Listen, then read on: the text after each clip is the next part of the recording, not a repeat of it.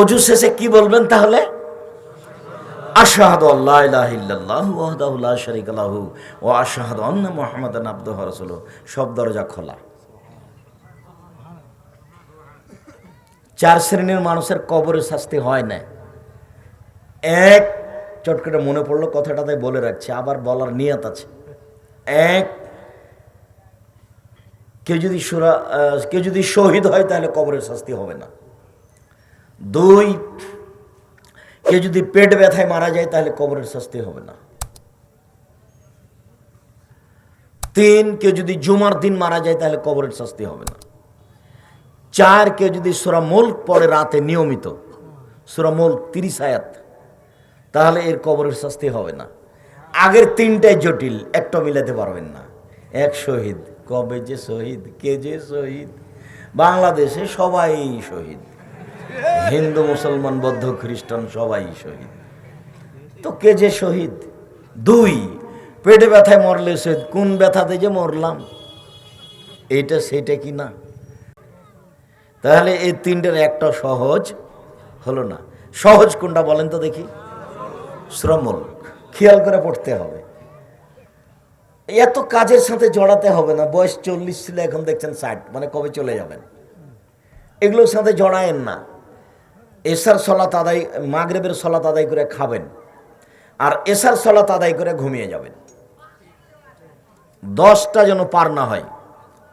এই ছেলে, এই যে বোকা মহিলাগুলি কথা বলছে, শুনতে পাও না তোমরা? তোমার একটু লজ্জা হয় না? মহিলা মানুষ, তোমরা একটু শরম হয় না? তোমাকে তো আমি বললাম যে মুখখান বন্ধ করো। এই মেয়ে, শরম পাও না? মুখ খোলো কি করে? তুমি ভুলে গেলে আমি আব্দুর রাজ্জাক বিন ইউসুফ, আমি কি নতুন মানুষ? তোমার একটা লজ্জাবোধ থাকা দরকার। এই, তোমার মা তো কথা বলছে, তোমার শরম হয় না? এই বেটা, তোমার মাকে বলে নিয়ে আসনি আমার মুখ বন্ধ রাখবেন, ফাঁসি হয়ে গেল। আপনি আপনার স্ত্রীকে বলে নিয়ে আসেননি? মানুষ তোমার ঘাড়ের উপর দিয়ে চলে গেলে তুমি মুখ খুলবো না, এটা আব্দুর রাজ্জাক বিন ইউসুফ। আর নাহলে তুমি যায় না, সেটাই ভালো। আপনি এসেছেন, আপনার বোন এসেছে, আপনি রাস্তায় বলে নিয়ে আসতে পারেননি? কথা বললো কেন? বলবে কেন? কোন সাহসে বলবে? বলবে কেন? আমি তো না করেছি, কথা তো বলতে পারবেন, আমি তো তার কথাই বলছি। মুখ খুললো কেন? মুখ খুলবে কেন? মগের মূল্য? আমি কি ভোট চাইতে এসেছি? নির্বাচন করতে এসেছি বেটা? তুমি বলে নিয়ে আসনি তোমার মাকে, তোমার বোনকে বলে নিয়ে আসনি? তোমার বাপ জন্ম দিতে পারলে বাপ হওয়া যায় না, ক্ষমতার নাম বাপ। জন্ম দিতে পারলে বাপ হওয়া যায় না, ক্ষমতার নাম বাপ। এই বাড়ির উপরে ক্ষমতা সরকারের সাথে নয়, সারা দেশের সাথে নয়, গ্রামের সাথে নয়, শুধু কোনটার উপরে? বাড়িখানের উপরে। একটা ছেলে, একটা মেয়ে, একটা বউ, 3 জন। আপনার মা, আপনারা ছিলেন 10-12 ভাই বোন, আপনারা তো আর নন, আপনার ছেলে মেয়ে তো নয়।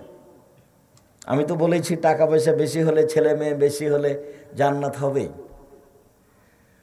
তার মানে 10-12 ভাই বোন, আপনারা দেখেন 2-3 মারা গেছে। তো আল্লাহ নবী বলছেন যারা ছোট অবস্থায় মারা গেছে ওরা জান্নাতে যাবেই না বাপ মাকে না ছাড়া। বাপ মাকে নিয়ে যাবেই, তাহলে জান্নাতে যাবেই না। তো এখন আল্লাহ দেখবেন যে তো হলোই না, তাহলে যাও, নিয়ে যাও তোমার বাপ মাকে, নিয়ে যাও, যাও। তো আপনার ছেলে মেয়ে মাত্র 2টা, তো কয়টা মরে আর কয়টা থাকে? খুব লস, এই কাজে যাবেন না। সবাই আপনারা দেখেন, আপনারা কেউ 10 ভাই বোন, 12 ভাই বোন, 15 ভাই বোন। আমার চাচির 13টা ছেলে মেয়ে।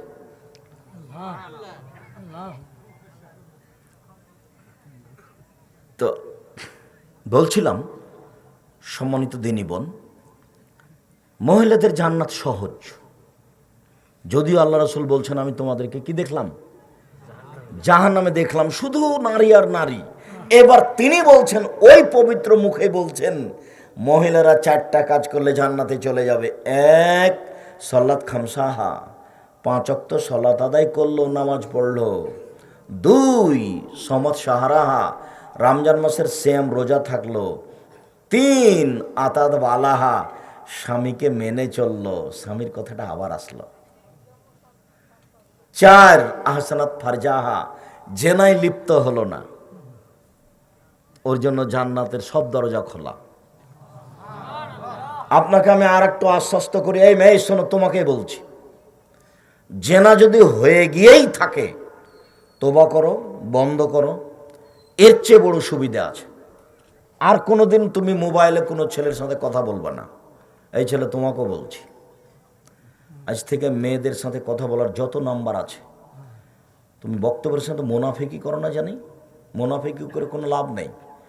উঠার আগে যত নাম্বার আছে সব মিটিয়ে দাও, আর যেগুলো নাম্বার মনে আছে সেগুলোর ব্যাপারে আল্লাহকে তুমি বলো যে আল্লাহ ওর নাম্বার সম্পর্কে আমাকে নাসিয়া মানসিয়া করে দাও। মেয়েটা যে কে, নাম্বার যে কি, এটা যেন আমরা হিসাবে না করি। মারিয়াম বলছেন যে আমার যখন সন্তান প্রসব হলো তখন আমি তো বেকায়দায় পড়ে গেলাম, আমি তো জাতিকে বুঝাতে পারবো না। জিবরাইল যখন এসেছিল তখনই আমি বলেছিলাম, জিবরাইল আমাকে বলছেন যে আন্নালাকে গোলাম, তোমার একটা ছেলে হবে।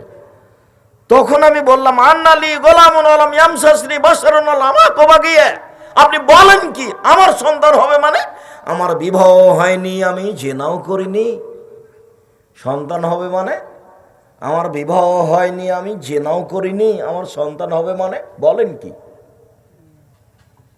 তা আমি তো সন্তান বুঝাতে পারবো না জাতিকে। তখন উনি বলছেন কুনতু নাসিয়াম মানসিয়া, আমি এমনভাবে পৃথিবীতে হয়ে যেতাম কেউ আমাকে জানতো না যে মারিয়াম কেটা।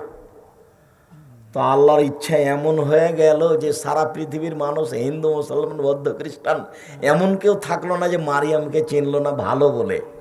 আর মারিয়াম চেয়েছিল আমি যে খারাপ এটা যেন কেউ জানতে না পারে, মারিয়ামই যেন জানতে না পারে মারিয়াম কেটা, মারিয়াম বলে কোনো মানুষই নাই পৃথিবীতে, এটা হতে চেয়েছিলেন। কিন্তু তার বিপরীত হয়ে গেল, যা আল্লাহর ইচ্ছা ছিল।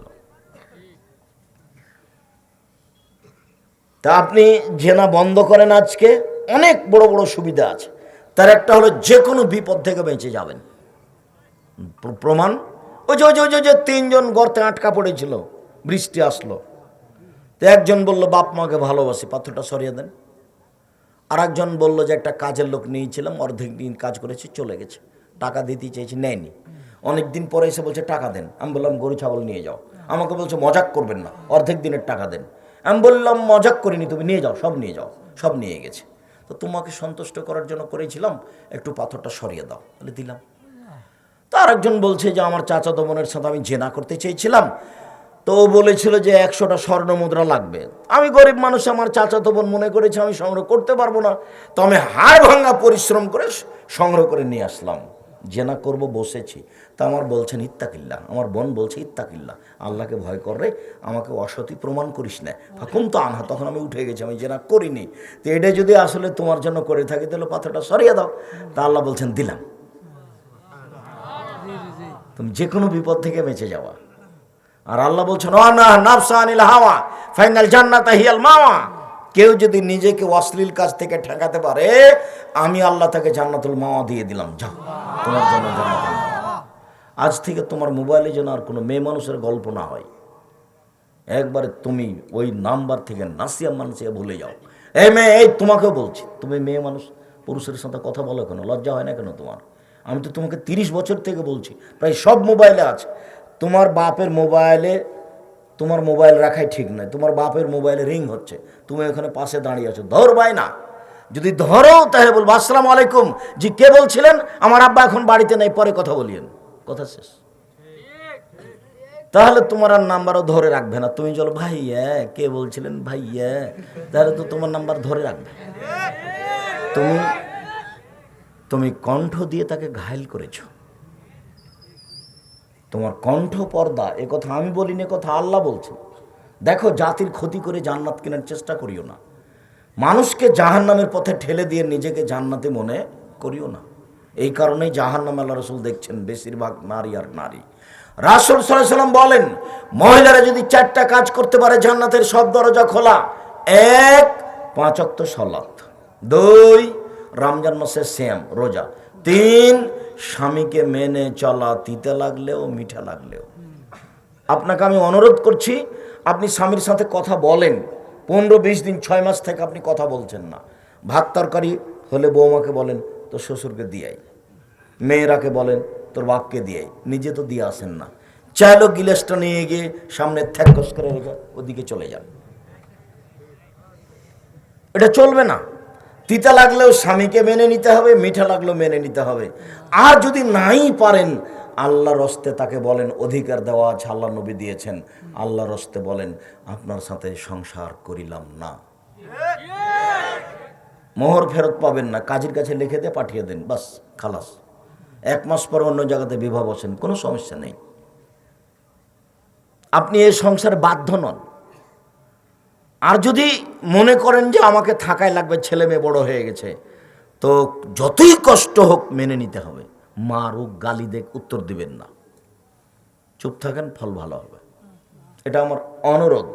উপস্থিত বৈঠকের দিনই মুসলিম বোন, আপনাকে আমি অনুরোধ করে যাচ্ছি, আমি আপনার ভাই, আপনি আমার পরামর্শ গ্রহণ করেন, সংসার ভালো হবে।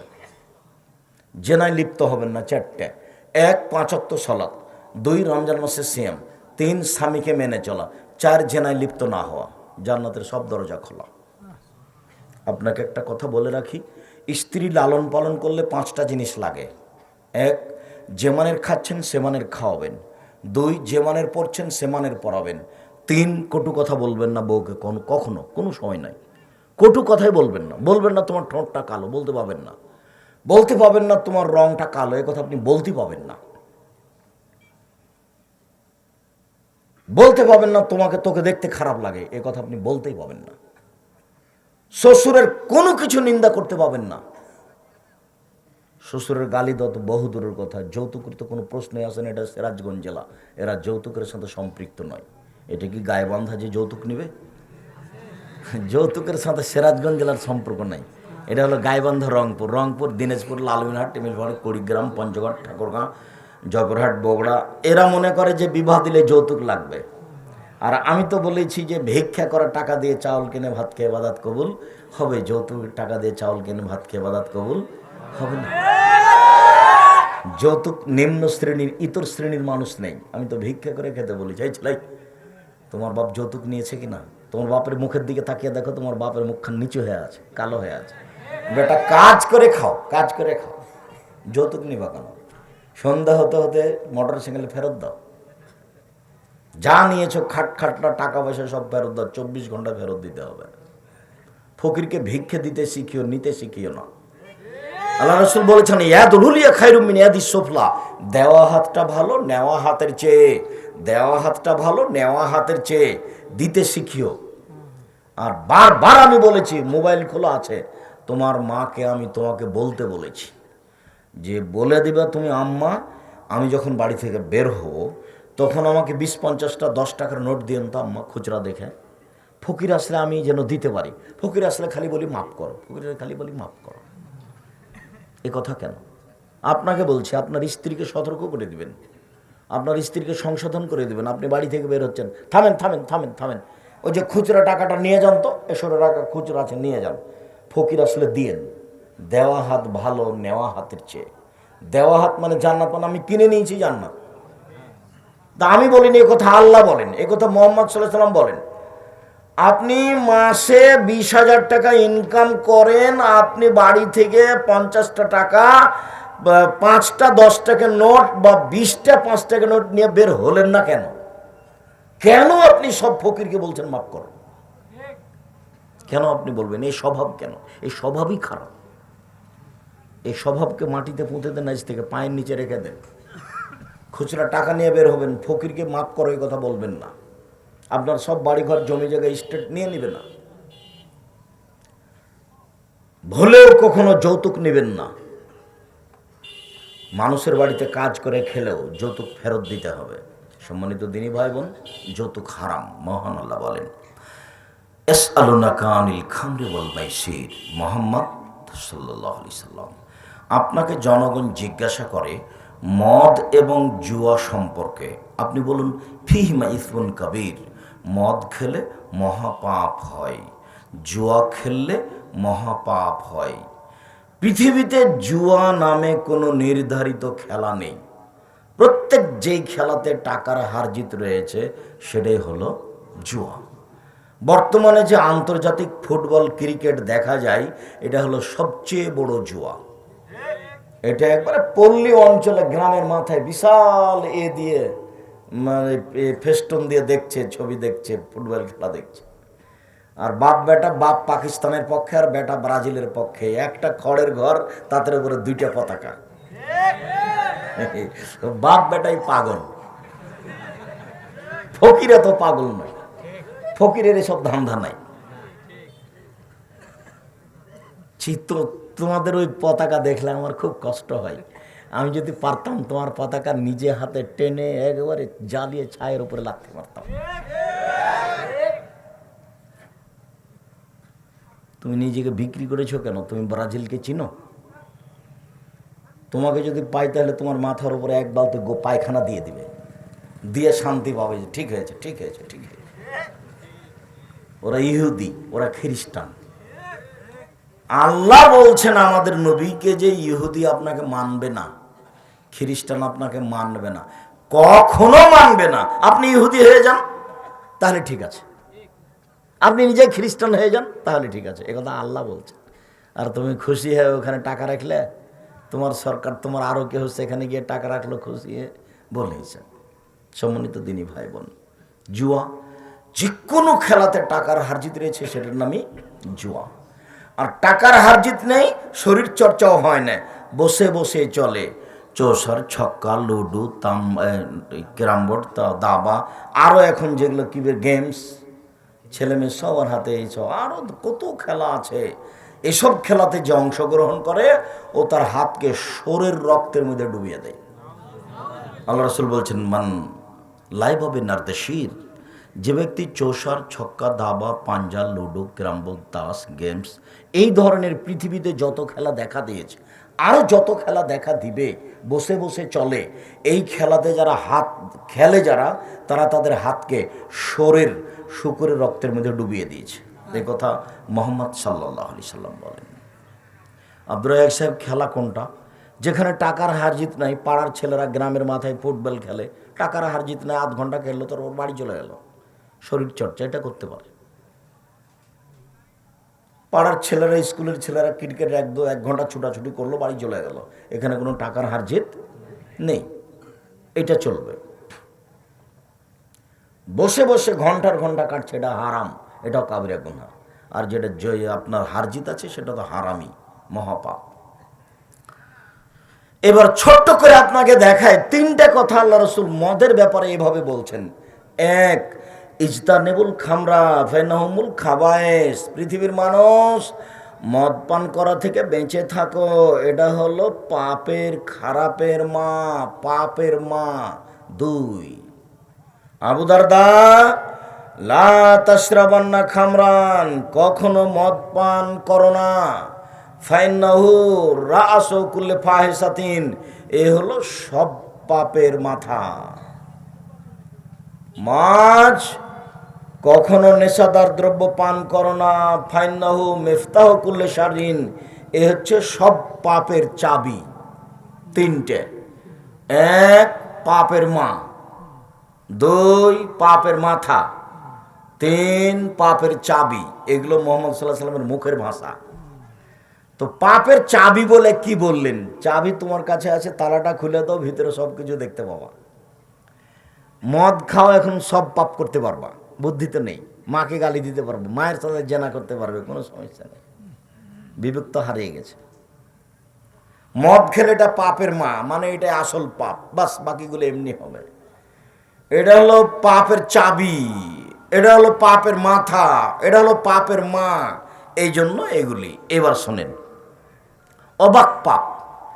রাসূল সাল্লাল্লাহু আলাইহি সাল্লাম বলছেন, মান শারাবাল খামরা লাম তুকবাল্লাহু সালাতুন 40 সাবাহা, কেউ যদি একদিন একবার মদ খায়, তাহলে 40 দিন তার নামাজ কবুল হবে না। জেনা মহাপাপ, তবে করলে তার নামাজ কবুল হবে না, এরকম কথা আল্লাহ নবী বলেননি। মহাপাপ, একেবারে ঘৃণিত পাপ, মানুষকে হত্যা করা মহাপাপ, তবে 40 দিন ও নামাজ কবুল হবে না, সালাত কবুল হবে না, এই কথা আল্লাহ রাসূল বলেননি। এর পাপের মানই ভিন্ন, অবাক পাপ, আমি অবাক যাই, অবাক কথা। আবার তিনি বলছেন, শোনো, মান শারিবাল খামরা লাম ইয়ারজাল্লাহু আনহু আরবাইনা লাইলা, কেউ যদি একবার নেশাদার দ্রব্য পান করে তাহলে 40 দিন আল্লাহকে নিজের দিকে করতে পারবে না। সুদ খেয়েছে কোটি কোটি টাকা, বলছে আল্লাহ ভুল হয়ে গেছে, মাফ করো, সব বন্ধ করে দিলাম। আল্লাহ বললেন ঠিক আছে। বয়স 80, একদিনও সালাত আদায় করেনি, বলল আল্লাহ ভুল হয়েছে, মাফ করো, আমি আজ থেকে সালাত শুরু করলাম। তা আল্লাহ বলছেন আচ্ছা ঠিক আছে, যাও, সব মাফ করলাম। মদ খেয়েছে তো বলছে আল্লাহ ভুল হয়েছে, মাফ করো। তো 1 দিন, 2 দিন, 3 দিন, 4 দিন, 40 দিন। 40 দিনের আগে তাকে নিজের দিকে করা যাবে না, অবাক পাপ। রাসূল সাল্লাল্লাহু আলাইহি সাল্লাম বলেন, শারবুল খামরে কা আবেদে অসানিন, নেশাদার দ্রব্য পান করা মূর্তি পূজার মতো পাপ।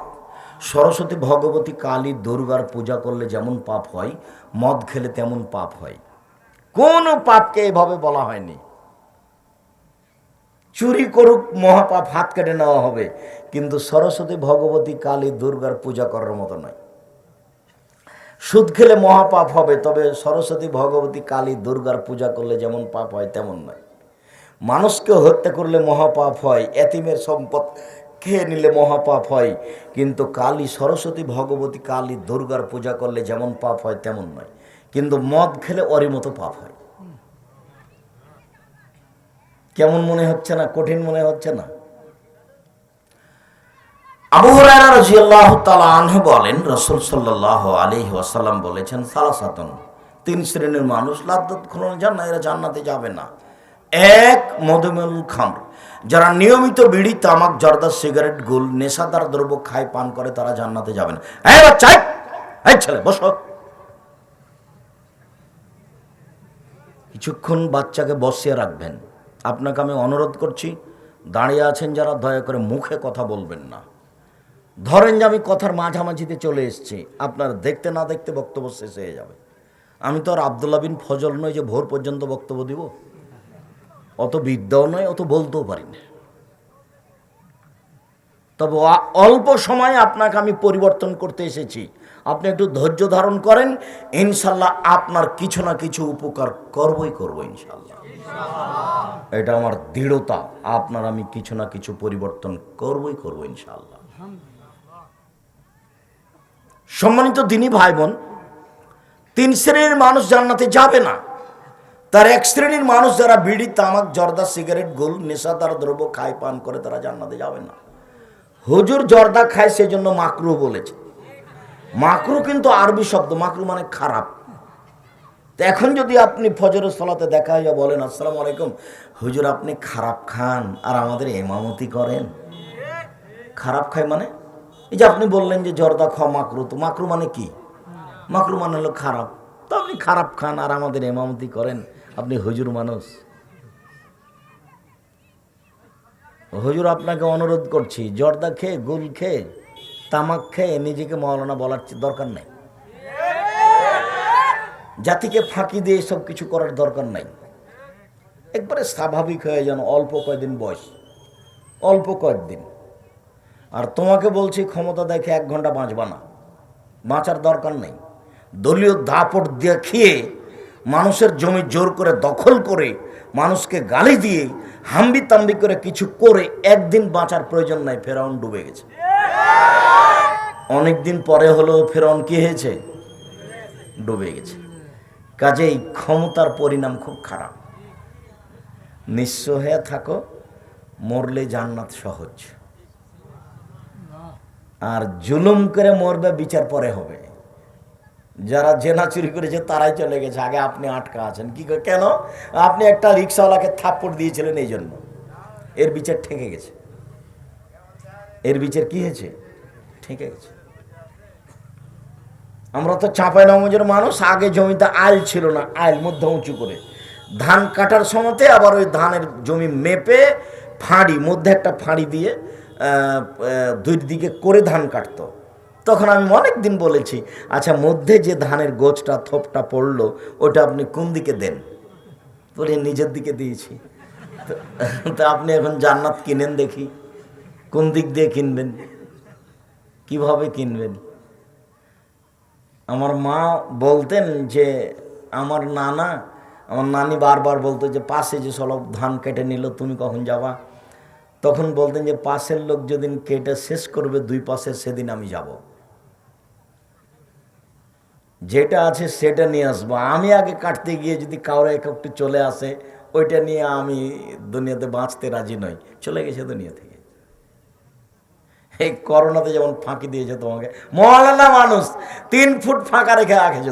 আরে মওলানা মানুষ, সুলিও হয়নি, ফাঁসিও হয়নি। আমি এমন ভাবে বলেছি, আমি আব্দুর রাজ্জাক বিন ইউসুফ, এক চুল পরিবর্তন হওয়ার প্রয়োজন আমার নেই। যদি আমার এইখানে রুজি না হয় বাড়ি চলে যাব, ওখানে গিয়ে একাই থাকবো। রোজের চিন্তা নেই, কোনোদিন এক সন্ধ্যা দিন কাটায়নি, যার কারণে কেউ পয়সা দিল না দিল চিন্তা ভাবনা করিনি। রংপুর কোথায়, ময়মনসিং 1 টাকাও দেয়নি, তো দেখি কি করে।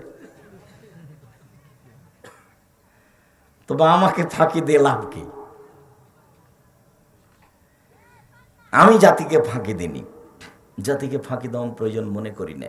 জাতির যদি রাস্তাঘাট করে দিতে না পারি, জাতির যদি স্কুল কলেজ করে দিতে না পারি, জাতিকে চূড়ান্ত সঠিক ধর্ম দিতে পারবো ইনশাআল্লাহ। ধর্মের ব্যাপারে জাতিকে ফাঁকি দিয়ে পরকাল হারাতে রাজি নই। তবে আমার স্বাদের কথা আমি বলেছি, আমার মনে বড় স্বাদ, আমি এ দেশের মাটিতে উন্নত মানের প্রতিষ্ঠান গড়বই ইনশাআল্লাহ, যেখানে ছেলেমেয়েরা বাংলা, ইংরেজি, আরবি উন্নত মানের শিক্ষা অর্জন করে জাতির অন্যায়ের বিরুদ্ধে লড়বে মুখে কলমে মিডিয়ায়। সেটাই হচ্ছে জামিয়া সালাফিয়া ডাঙ্গিপাড়া পবা রাজশাহী, সেটা হচ্ছে জামিয়া সালাফিয়া রূপগঞ্জ নারায়ণগঞ্জ ঢাকা, সেটা হচ্ছে জামিয়া সালাফিয়া 6 মাইল বাবুগঞ্জ বরিশাল, সেটা হচ্ছে জামিয়া সালাফিয়া তেঘরা বিরল দিনাজপুর। আপনি 1 জানুয়ারিতে ছাত্র ছেলে মেয়ে পাঠানোর জন্য সিদ্ধান্ত নিতে পারেন। আমি জীবন বাজি রেখে চেষ্টা চালিয়ে যাচ্ছি দেশ বিদেশের শিক্ষক দিয়ে। মাসিক আল ইতেসাম পত্রিকার পিছনে আমি জীবন বাজি রেখে চেষ্টা চালিয়ে যাচ্ছি। জামিয়া সালাফের মুখপাত্র পত্রিকা মাসিক আল ইতেসাম পত্রিকা, যাতে 12 জন শুধু মুফতি আছে। জামিয়া সালাফের শিক্ষকের বেতন আছে 10,000 থেকে নিয়ে 70,000 পর্যন্ত। ওদের পিছনে 80-90 হাজার টাকা খরচ হয় প্রতি মাসে। ওদের জন্য থাকা ভিন্ন, ওদের খাওয়া ভিন্ন, ওদের বাবুর্চি ভিন্ন। দেশ বিদেশের বাইরের শিক্ষক অনেক আছে, বহির্বিশ্বের। সম্মানিত দিনী ভাই বোন, বলছিলাম চুপ বসে আছে এ কথা নয়, তবে যেহেতু আমরা সাধারণ মানুষ, কাজে আপনাকে 1 নম্বরে দুয়াতে শরীক হতে হবে, আল্লাহ তুমি জামিয়া সালাফে কবুল করো। 2 নম্বরে 10 টাকা হলেও জামিয়া সালাফে অংশগ্রহণ করতে হবে, জান্নাত কিনবই। আমি বক্তব্যে বলেছি, পতিতালয়ের মহিলা যদি কুকুরকে পানি পান করে জান্নাত পেতে পারে, জামিয়া সালাফিয়াকে ভালোবাসা দেখালে আপনার জান্নাত হবে ইনশাআল্লাহ। এখানে কোনো দলীয় ক্ষমতা নেই, এখানে কোনো সাংগঠনিক ক্ষমতা নেই, এখানে কোনো শিরকি ক্ষমতা নেই, এখানে কোনো বিদাতি ক্ষমতা নেই। একমাত্র আল্লাহর হস্তে, আল্লাহকে সন্তুষ্ট করার জন্য যে প্রতিষ্ঠান এদেশে চলছে, সেটা হলো জামিয়া সালাফিয়া। সেদিন যাবেন 22-23 ডিসেম্বর রাজশাহীতে, আপনার পাশে আছে। আমি জাতিকে দাওয়াত দিয়েছি, বক্তারা বিষয়ভিত্তিক আলোচনা করবে, অন্য কোনো কথা বলতে পাবে না। সেখানে বক্তব্য দিয়ে কাউকে উঠানোর প্রয়োজন নেই, কাউকে নামানোর প্রয়োজন নেই। তার বিষয়ের কথা বলে তাকে চলে যেতে হবে। 22-23 ডিসেম্বর এখানে আপনার বাড়ির পাশে। আর 2-3 মার্চ হলো রূপগঞ্জ নারায়ণগঞ্জ ঢাকা, আর 3রা ফেব্রুয়ারি হলো দিনাজপুর। আপনি অবশ্যই মনে রাখবেন, রাসূল সাল্লাল্লাহু আলাইহি সাল্লাম বলেন, ওয়ার রাজলাতু মিনান নিসায়ে, যারা পুরুষের জুতা স্যান্ডেল পরে এসব নারী জান্নাতে যাবে না। তিরদায়ুস আল্লাযী ইউকিরু ফি আল খাবাসা, যে তার বাড়িতে বেহায়াইর সুযোগ দিয়েছে ও জান্নাতে যাবে না। 3 শ্রেণীর মানুষ জান্নাতে যাবে না। আবার বলছেন, লায়াদখুলুল জান্নাতা আকুন, 1 বাপ মাকে মানে না যে, 2 মান্নান খোটা দেয় যে। খোটা দেওয়া বুঝেন কি? মনটা কিন্তু খুব খোটা দিতে চাই। গরিব মানুষ আমাকে বলছে যে আব্দুর রাজ্জাক সাহেব, আমার প্রতি একটু দয়া করুন, 20,000 টাকা দেন, আমি একটা ভ্যান কিনতে চাচ্ছি। আচ্ছা ঠিক আছে যাও, দিয়েছি। পরের দিন বিকালে বলছে, আহমদ ভ্যানটা নিয়ে এসো তো তুমি। আরে কয়েকবার বললাম, নিয়ে আসেনি। পরের দিন সকালে দেখা হয়েছে, তখন মনটা বলছে ওকে বলি একটু বোঝে বেকুফ, তো কাল কাশর উপরে ডেকেছিলাম আসিস নি কিনা রে।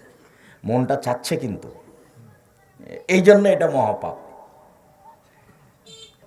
টাকনুর নিচে প্যান্ট পরাটা মহাপাপ কেন? অবাক হতে হয়। আমি টাকনুর নিচে প্যান্ট পরেছি, তা আমি তো কারো চুরি করিনি, আমি তো জেনা করিনি, আমি তো নামাজ সালাত ছাড়িনি, আমি তো রমজান মাসে রোজা বাদ দিইনি, আমি তো কারোর গায়ে থাপ্পড় মারিনি। আমি কি করেছি? প্যান্টটা টাকনুর নিচে করেছি, তা আমি লোকের কি করলাম? এটা কেন এত বড় পাপ যে ওর সাথে আল্লাহ কথাই বলবেন না বিচারের মাঠে? কেন? ওটা মনের সাথে জড়িত, এই জন্য মনটা বলছে যে নিচে থাক, নিচে থাক। মেয়ে বলে ঠ্যাঙ্গা ঠ্যাঙ্গা লাগে, বউ বলে যে উপরে প্যান্ট পরলে তোমাকে কেন জানি ঠ্যাঙ্গা ঠ্যাঙ্গা লাগে, তুমি একটু টাকনুর নিচে পরো তো, কত সুন্দর লাগে। এই জন্য জাহান্নাম। তো খোটা দিতে মনে চাই, এই জন্য এত মহাপাপ, জান্নাতে যাবে না।